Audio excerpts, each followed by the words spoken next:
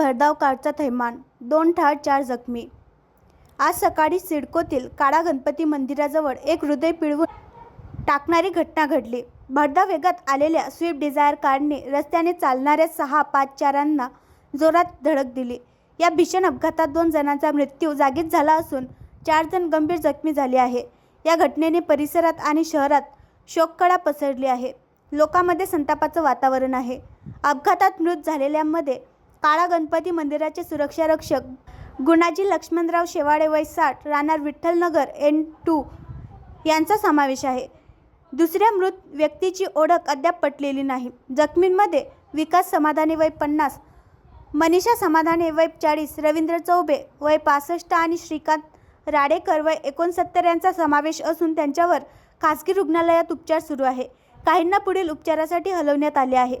प्राथमिक माहितीनुसार प्रशांत एकनाथ